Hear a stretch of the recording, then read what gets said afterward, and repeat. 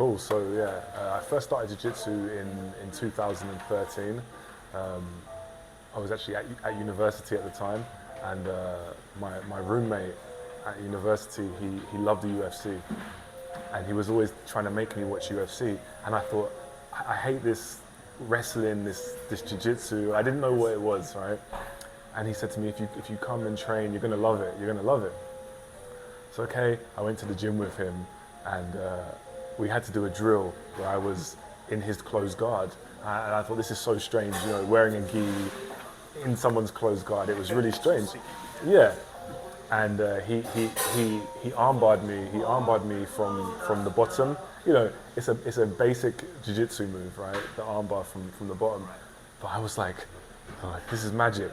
You know, I was blown away by that technique. How could he armbar me?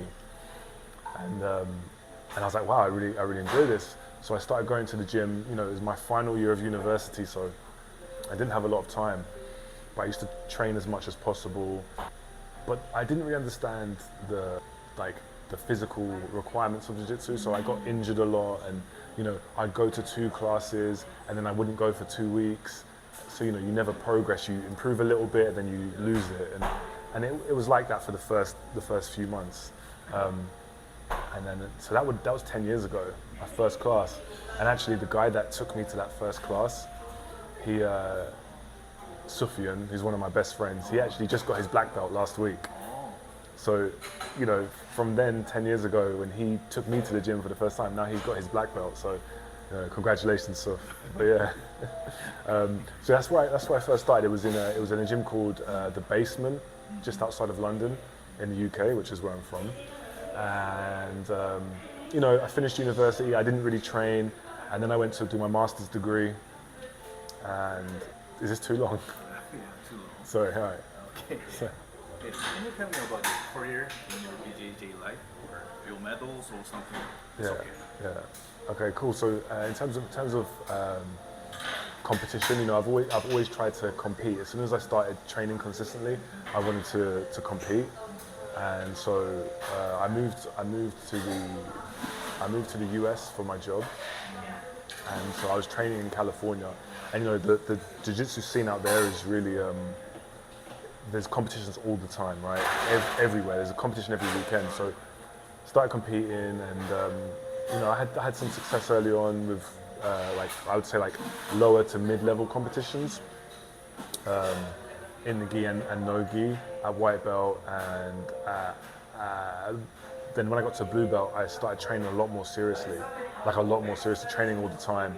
And I did some EBI competitions, so submission only competition, a lot of no-gi comps, some IBJJF comps, Naga, and yeah, it's fairly successful, you know, silvers, golds, so yeah. I mean, yeah, well, you know, the thing about competition, you know, I was telling you earlier, I get so nervous about competition that sometimes I would overthink it. I'd get there, and you have a game plan and it just completely goes away because you're so concerned about the outcome. And I learned you can't worry about the outcome. Go there and do what you've been training to do, right? And you can't control anything else. You can't control what your opponent's going to do. And so mindset's a really big part of how I approach jiu-jitsu now. Yeah. Last question for you. So, what do you think about Korean BJJ since I want to know your thinking? Yeah, it's really interesting. So, you know, I first trained here in Korea. I first trained in Korea in 2016. It was the first time I trained here in Jeonju, at First Gym, right? And at that time, there was, you know, the class sizes were maybe 15, 20 people, a lot of white belts, a lot of blue belts. But I don't think it was as popular. I would meet people and if they asked about jiu-jitsu, they thought of like MMA or UFC. They didn't really know what jiu-jitsu was. And I think now it's much bigger, it's much more mainstream. There's a lot more people participating. So first of all, I think in terms of awareness of the sport, it's much bigger, but also the quality of jiu-jitsu here is the standard is really high. I think, right? I think there's, you know, a lot of countries like in the UK, there's not really a martial arts culture, right? Whereas in Korea, kids grow up doing taekwondo and following instruction, right? And so I think that translates well to jiu-jitsu because they're really good at like staying committed to going to class, right? 4 days a week, 5 days a week, and really technical. In the gi especially, it's very technical skills, great passing games. A lot of people have really good passing games here, which, you know, as a big guy, I hate that, right? And yeah, you know, like we were saying earlier, in terms of no-gi, you know, I see myself more of a no-gi player. I think the no-gi scene's a little behind in terms of popularity.